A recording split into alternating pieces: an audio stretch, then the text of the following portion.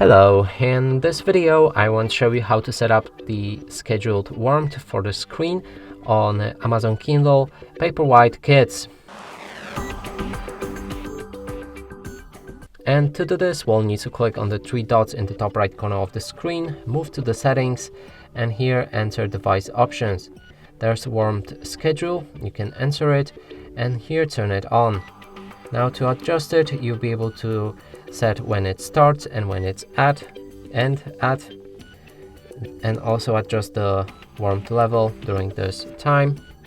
There's also option to set the automatic settings for that, and it will also track your location to make this device know when there's a sunset and when there's a sunrise.